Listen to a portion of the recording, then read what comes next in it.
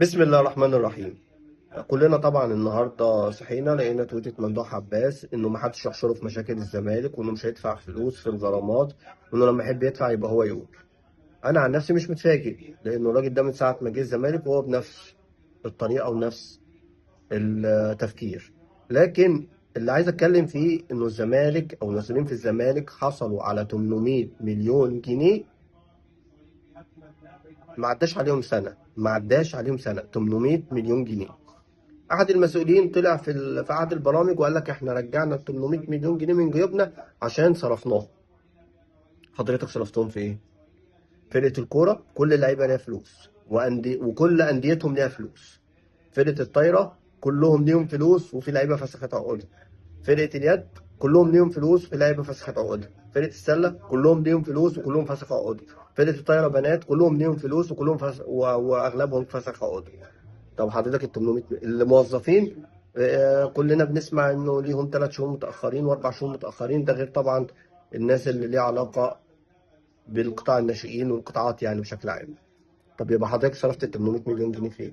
فين يعني راحوا فين؟ هتقولي ان انا رجعتهم. انا مش عايز اقول انت رجعتهم بعت ايه واجرت ايه. انا مش عايز اتكلم في حاجات بيتحقق فيها في النيابه. لكن احنا بنتكلم في فلوس دخلت النادي ومصاريف. انت صرفت ايه؟ اللعيبه كلها ليها فلوس، انديتها ليها فلوس، اليد السله طيب كله ليه فلوس. زائد طبعا انا ما بتكلم يعني لسه ده انا بكلمك على 800 اللي خدت 800 مليون اللي خدتهم في الارض. انا ما كلمتكش على الدخل الطبيعي اللي هو بيعدي نص مليار جنيه في السنه دخل نادي الزمالك. اشتراكات، ايجار محلات طبيعيه غير المحلات اللي انت اجرتها كمان لمدة طويلة. عندك الإيجارات، عندك الاشتراكات، عندك البث الفضائي، عندك الرعاية. واللي انت بلسانك او بلسان احد الناس اللي موجودة معاك طلع قال ان احنا ضاعفنا عقد الرعاية. عقد الرعاية كان 130 مليون، حضرتك ضاعفته يعني انت دلوقتي بتاخد 500 600 مثلا يعني. يا سيدي بتاخد 250. اشتراكات 100 وحاجة، وايجار محلات 100، ده انت اللي حاطه في الميزانية.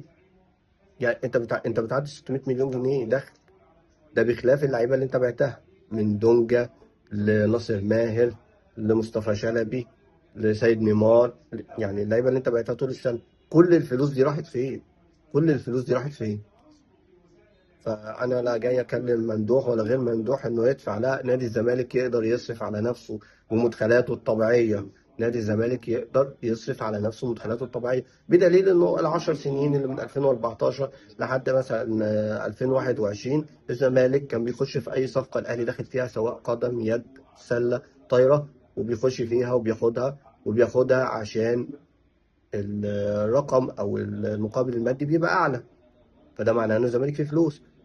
الزمالك يقدر يصرف على نفسه. الزمالك خد عبد الله السعيد وهو لاعب جوه نادي الاهلي ومن اهم اللعيبه في الاهلي، واداله فلوسه سنتين قدام كاش.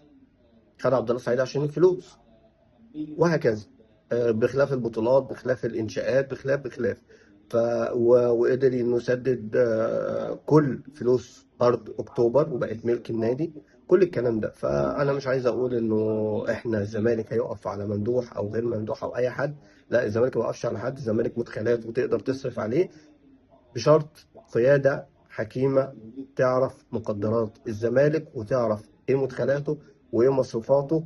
وبلاش نجامل اصحابنا وحبايبنا والنادي يخرب. شكرا.